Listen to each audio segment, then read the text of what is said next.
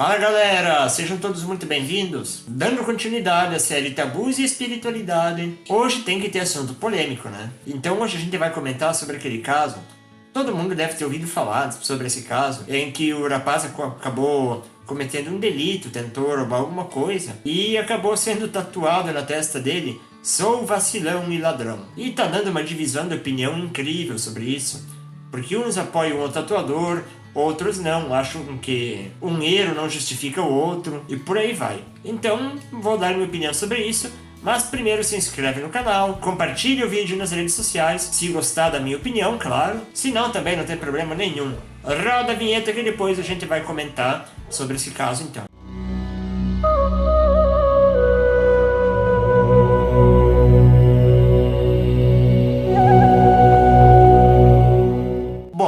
Antes de dar a minha opinião sobre o assunto, eu vou contar uma pequena história, uma história lá do taoísmo, né, do taoísmo antigo, lá na época, eu não lembro agora se aconteceu com o Chuang-Tzu ou o Lao-Tzu, mas um desses dois sábios chineses, né, lá da época da China antiga. Essa história vai ilustrar muito bem a minha opinião. Então, em um determinado momento, o imperador lá da China, ele convidou o sábio, se eu não me engano, Chuang-Tzu, para o Chuang-Tzu ser o primeiro-ministro da corte lá da China. E aí o sábio acabou dizendo o seguinte: olha, eu não acho que isso vai dar certo não. Eu tenho uma cabeça muito diferente da sua, o meu modo de ver as coisas é muito diferente, eu acho que vai acabar dando problema. Então eu agradeço o convite, mas não posso aceitar. E o imperador acabou insistindo então, né, para ele ser o primeiro-ministro, porque ele seria um ministro muito sábio, porque ele era uma das pessoas mais sábias que o imperador conhecia. Então ele acabou insistindo, e no meio da insistência, então o sábio acabou topando, acabou se tornando o primeiro-ministro lá da China. Um detalhe é que o primeiro caso que apareceu para o sábio julgar foi sobre um rapaz que roubou, né, a casa do homem mais rico lá da China, ok?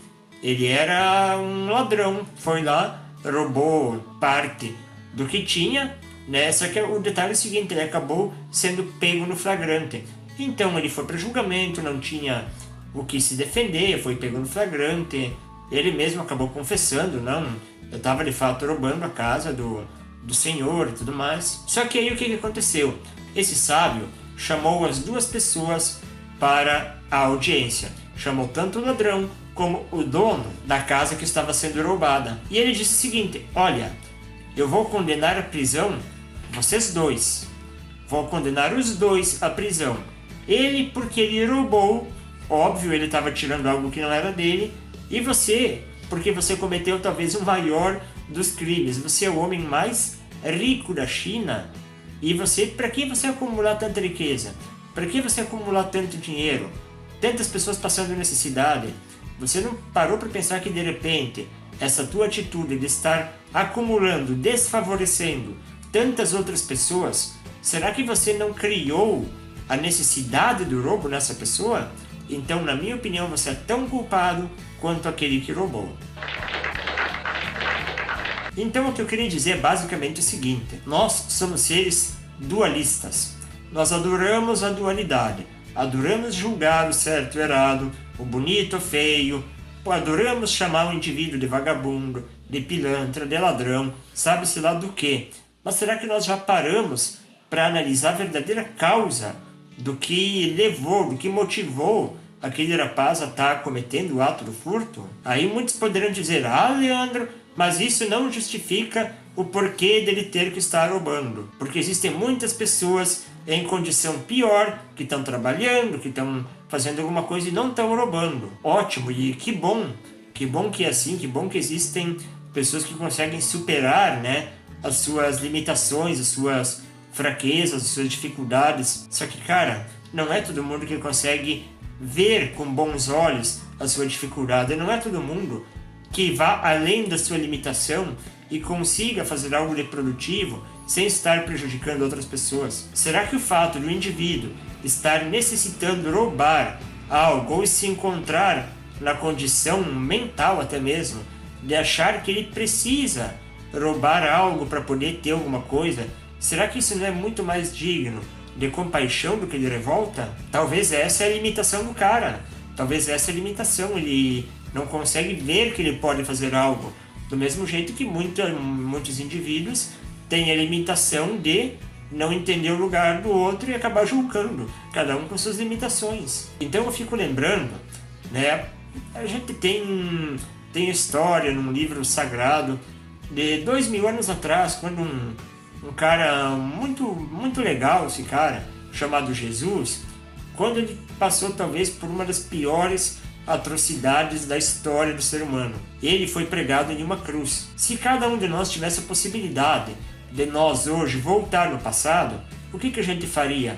Ora, a gente ia lá e encher o cara que colocou ele na cruz e encher de pedrada. A gente ia julgar, ia ter raiva, ia querer humilhar, ia querer fazer o pior possível para esse cidadão que cometeu esse ato equivocado de colocar o mestre na cruz. Mas e o mestre, sendo mestre como é, lá pregado na cruz, o que ele falou? Ele se limitou a dizer: Pai, perdoa o cara, eles não sabem o que estão fazendo. Então por que eu estou trazendo essa reflexão no dia de hoje? A questão é que eu acho que nós, aqui no Ocidente, nós que somos o Ocidente de uma forma geral, a maioria dos cidadãos, eles se dizem cristãos, ou seja, seguidores de Cristo, seguidores de Jesus Cristo. Só que eu pergunto, será que é realmente esse o comportamento que Jesus, que Cristo ensinou para nós? Ou será que de repente nós nos dizemos cristãos apenas por conveniência, apenas por medo do inferno, apenas para se ligar a uma religião e ter a quem recorrer na pior situação da nossa vida? Ou de outra forma, espíritas. Será que às vezes nós não somos espíritas apenas por medo do umbral? Ou será que nós somos cristãos, somos espíritas porque queremos de fato aprender a desenvolver o amor, aprender a desenvolver a compaixão e a piedade em todas as situações? Porque eu conheço muitos colegas do espiritismo, do cristianismo, de qualquer outra doutrina ou religião que tem estampado na testa: indulgência, não julgar. Então por que estamos julgando a pessoa que faz algo equivocado? Por que estamos torcendo e até vibrando quando alguém pega um indivíduo ladrão e acaba humilhando, acaba fazendo algo que vá denegrir e até causar algum tipo de transtorno psicológico na pessoa? Por que nós vibramos com isso? A minha opinião é que nós ainda temos muita, mas muita violência enrustida dentro de nós. Nós só não expressamos ela porque, como eu falei, nós temos medo. Medo do sistema penitenciário, medo do inferno, medo do umbral. Mas nós ainda não desenvolvemos o amor. Nós ainda não desenvolvemos a compaixão. Nós ainda não desenvolvemos um senso holístico de conseguir olhar o todo como ele realmente é, de conseguir olhar os dois lados de cada situação. E uma questão interessante é que teve um programa de televisão, não vou dizer qual, porque também não vem ao caso, mas um programa de televisão acabou doando uma casa, né? Eles foram lá na casa do rapaz, o ladrão no caso, e doaram uma casa com móveis e tudo mais para ele. Muitas pessoas desaprovam isso, mas eu me pergunto, será que não é realmente nesse tipo de situação em que a pessoa, numa situação onde está todo mundo odiando ele, e vem alguém e oferece amor, oferece algo com amor para a pessoa, será que isso não transforma muito mais do que humilhar o indivíduo, do que tentar fazer ele pagar pelo ato equivocado que ele cometeu? Eu acho que sim. Eu acho que a única possibilidade de haver mudança nas pessoas é quando as pessoas recebem amor e não quando recebem retaliação, humilhação ou qualquer outra forma que venha a causar ainda mais transtornos na pessoa. E óbvio, não tô defendendo, é muito provável inclusive que vai ter comentários no vídeo: ah, Leandro, então adota um bandido, leva um bandido para sua casa. Olha, eu particularmente, eu moro numa cidade de 14 mil habitantes. Ela é uma cidade relativamente calma, sabe? Mas tem alguns casos de assalto, de roubo e tudo mais. Nada nunca aconteceu para mim. Não sei se é porque talvez, justamente pelo fato de eu me julgar dualista com nenhuma pessoa, com nenhuma situação, ou não me colocar como um opositor da realidade que as pessoas vivem, por eu não entender que ninguém seja meu inimigo, mas nada nunca aconteceu para mim, tá? E se vier a acontecer, pode ter certeza que eu jamais vou odiar essa pessoa.